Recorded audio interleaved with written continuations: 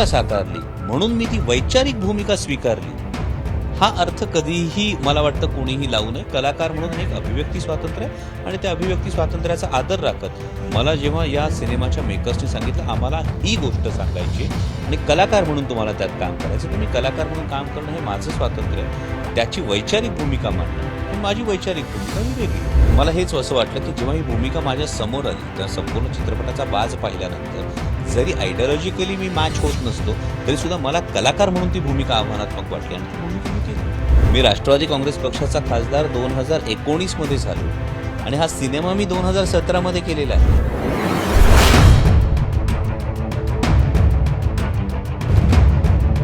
त्यानंतर पक्ष राजकीय जी भूमिका आहे, जी वैचारिक भूमिका आहे, त्यानुसार या कलाकृतीवर टीका करणार ही सुद्धा गोष्ट मला स्वीकारार्ह असलीच पाहिजे. वाय आय किल्ड गांधी या चित्रपटात खासदार डॉक्टर अमोल कोल्हे हे नथुराम गोडसे यांची भूमिका करत आहेत. प्रोमो आला, ट्रेलर आला, त्यानंतर अनेकांच्या भुव्या उंचावल्या, अनेकांनी समर्थन केलं तर अनेकांनी याचा विरोधही केलाय. त्यांच्या पक्षाच्याही काही नेत्यांकडनं याचा विरोध झालेला आहे. महाविकास आघाडीच्या नेत्यांकडनं त्याचा विरोध होताना दिसतोय. या विषयावर चर्चा करण्यासाठी माझ्यासोबत स्वतः खासदार डॉक्टर अमोल कोल्हे आहेत.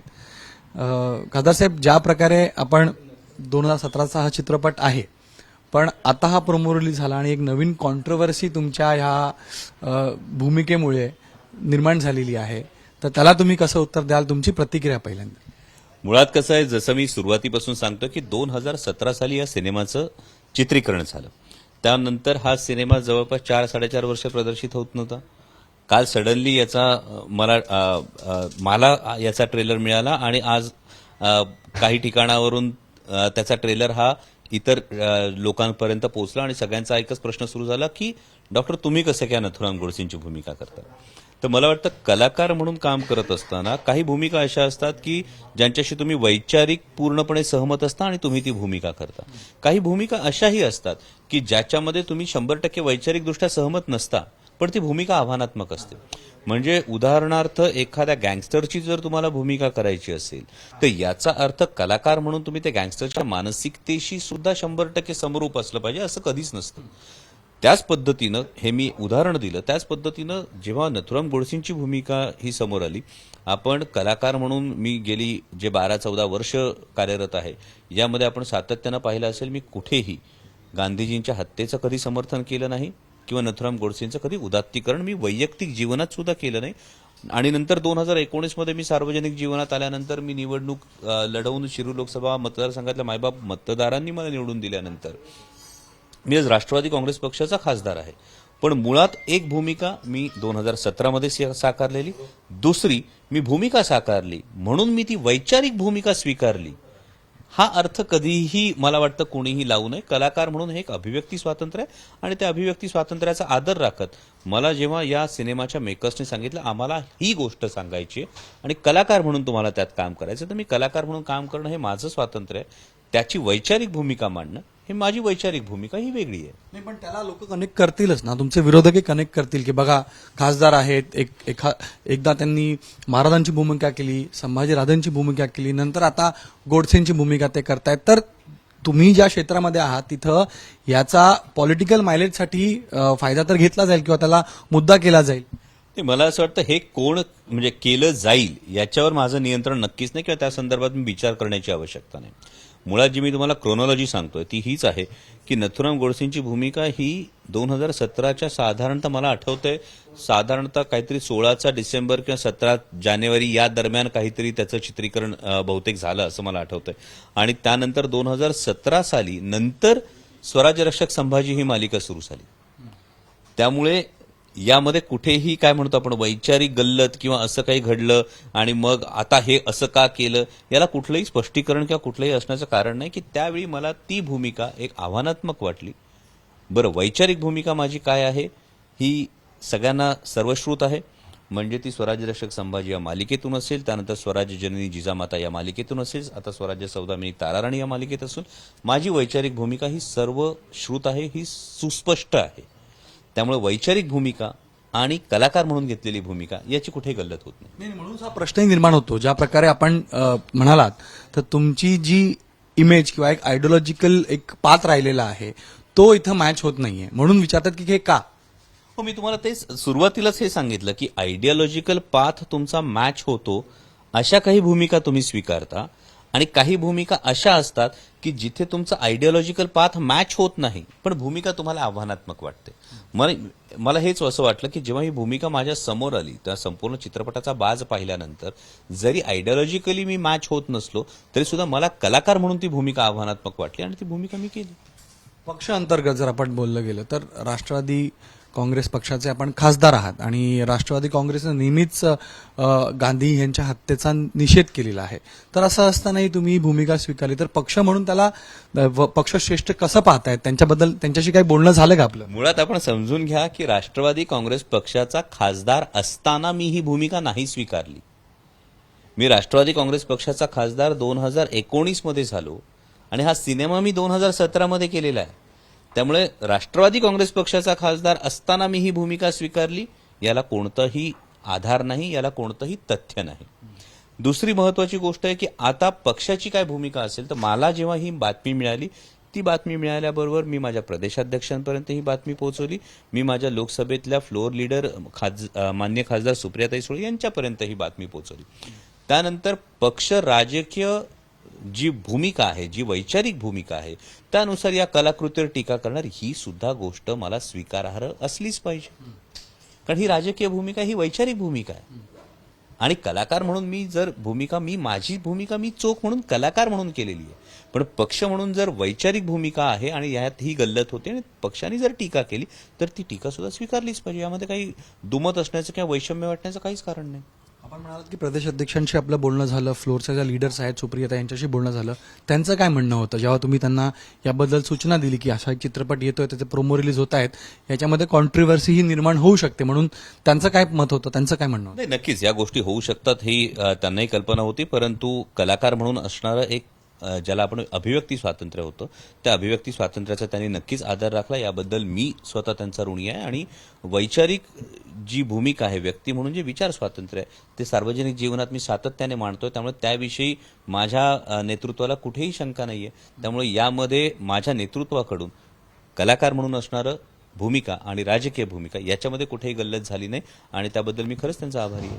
पण आपले हे जे प्रोमो रिलीज झाले फिल्मचे त्याच्यानंतर पक्षांतर्गत जे मोठे नेते आहेत त्यांच्यात नाराजी एक वर्ग आहे जे नाराज आहेत. त्यांचं असं मत आहे की खासदार अमोल कोल्हे यांनी ही भूमिका स्वीकार करायला नको हवी होती किंवा त्यांना ह्यातनं कोणता तरी मार्ग काढला पाहिजे होता. पण तुमचा तोच उत्तर असणार आहे की 2017ला तुम्ही ते चित्रपट केले. ते साधं सरळ गोष्ट आहे. त्यामुळे माझ्या नेत्यांना ही गोष्ट खटकणं किंवा त्यांना ती पसंत पडणं याविषयी मला अजिबात वैषम्य वाटत नाही.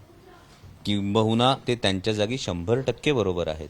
परंतु 2017ला जर मलाच ही कल्पना नव्हती म्हणजे आता तुम्ही आणि मी बोलतो आहोत, आज आपण 2022 मध्ये बोलतो आहोत, 2024 मध्ये काय होणार हे तुम्हालाही ठाऊक नाही, मलाही ठाऊक नाही.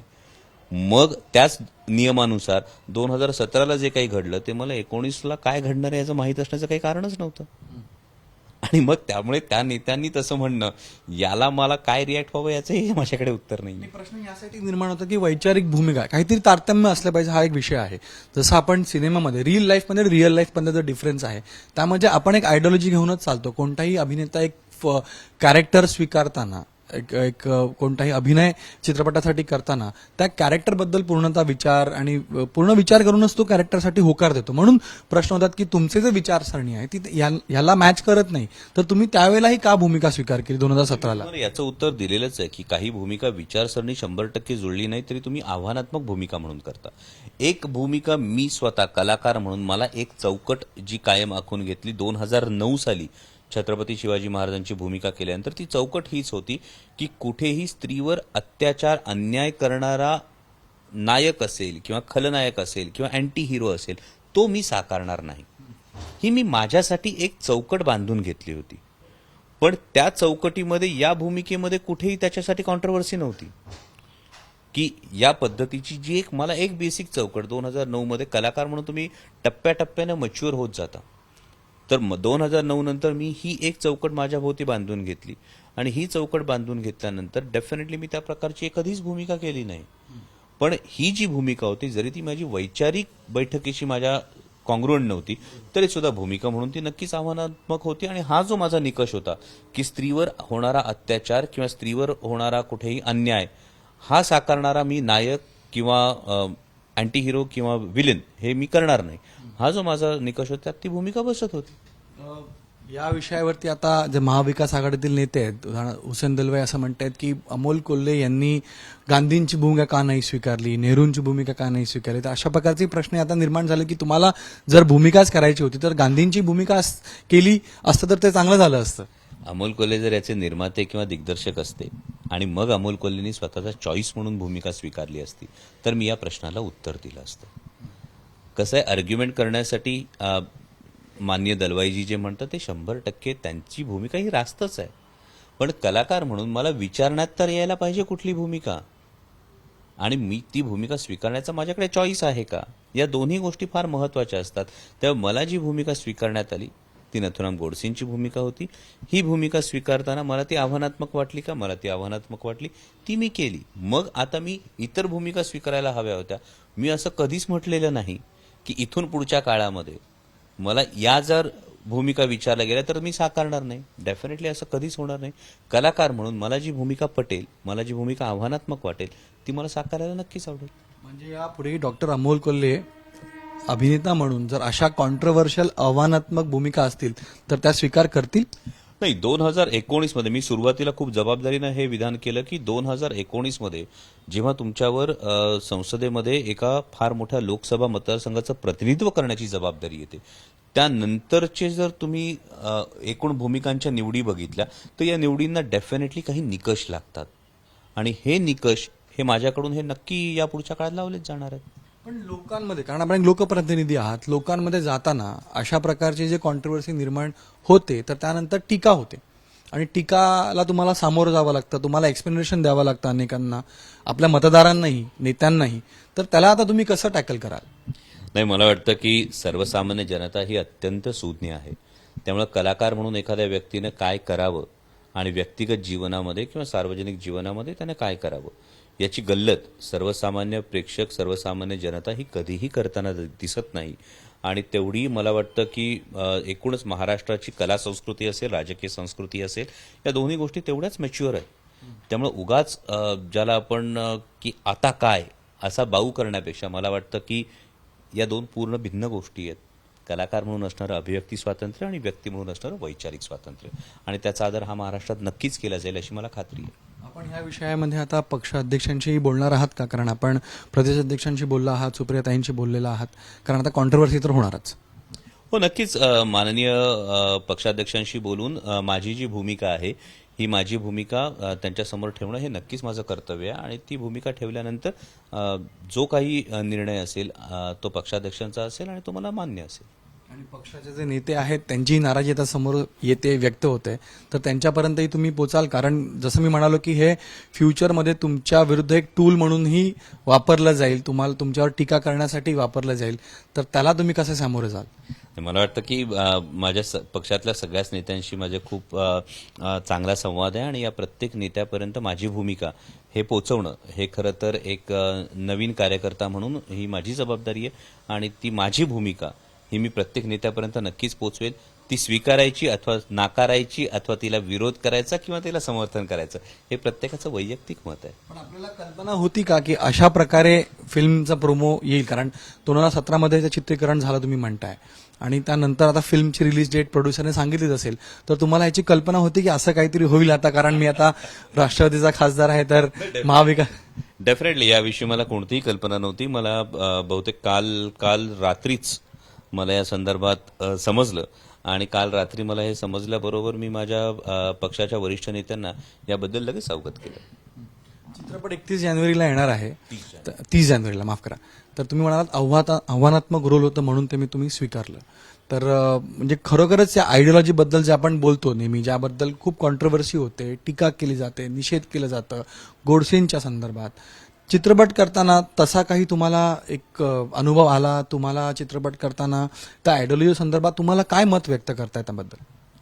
नाही, मला एक खूप प्रामाणिकपणे असं वाटतं की जेव्हा तुम्ही एक भूमिका स्वीकारता, मी कलाकार म्हणून फक्त ही गोष्ट बोलतो, जेव्हा तुम्ही भूमिका स्वीकारता त्यानंतर तुम्ही त्या आयडिओलॉजीचं परीक्षण करायला जात नाही.